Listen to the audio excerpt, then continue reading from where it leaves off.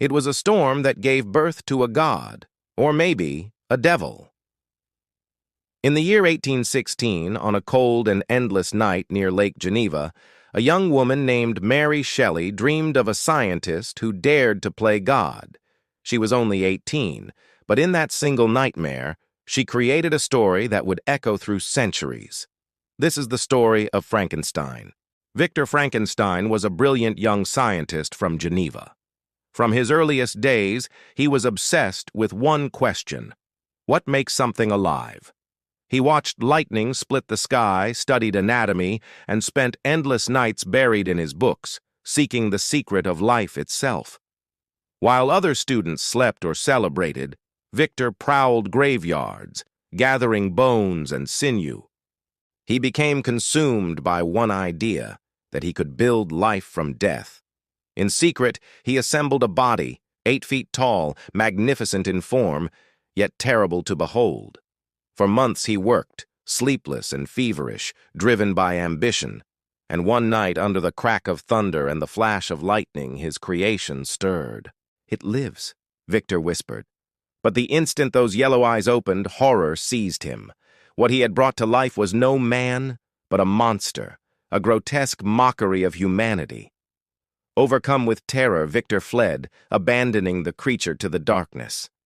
The monster awoke alone. Imagine opening your eyes to a world that hates you before you've spoken a single word. Confused and frightened, he stumbled through forests and villages, met with screams and stones wherever he went. He hid in the wilderness, surviving on berries and roots, watching people from afar. He learned to speak by listening, to read by stealing books. He saw kindness in others, tenderness, family, all things he could never have. For months he watched a poor family in a cottage. He secretly helped them, chopping wood, clearing snow, hoping one day they might see his heart, not his face. When he finally revealed himself, the result was heartbreak. They attacked him, screamed, and drove him away. That was the moment something inside him shattered. "I was benevolent and good," he said later. "Misery made me a fiend." He swore vengeance, not on mankind, but on the man who had cursed him with existence, Victor Frankenstein. Victor had tried to bury the memory of what he had done, but soon tragedy struck. His little brother, William, was murdered, and an innocent girl was accused and executed. Victor knew the truth before anyone said a word. His creation had found him. In the mountains, the monster confronted him. He didn't attack. He spoke. He told Victor his story, his suffering, and then he begged. "I am alone and miserable," he said. "You must create a companion for me, someone who will share my exile. Do this, and I will vanish from your sight forever." Victor, torn between guilt and fear, agreed.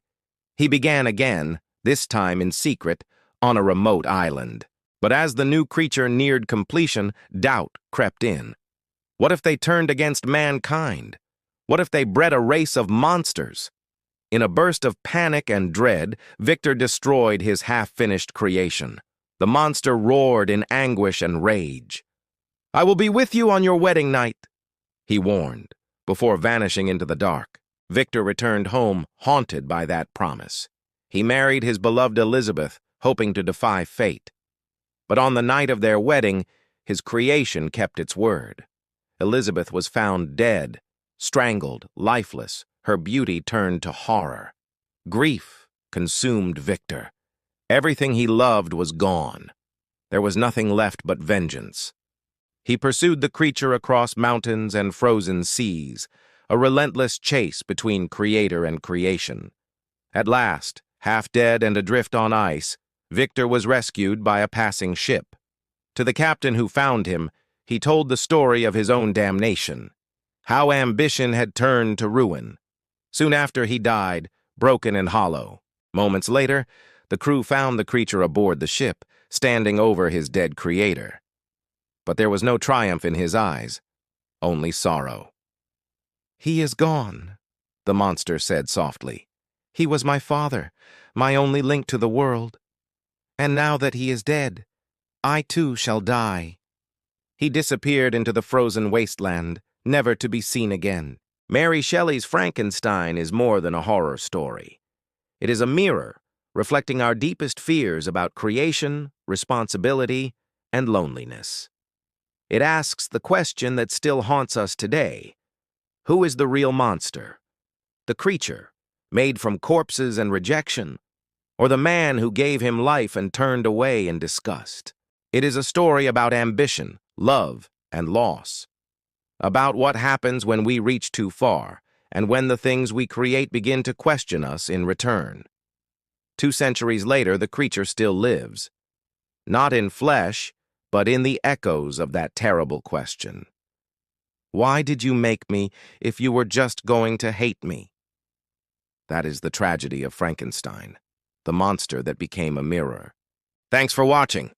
Please consider ringing the bell for more tales that make you think. We'll see you in the next one.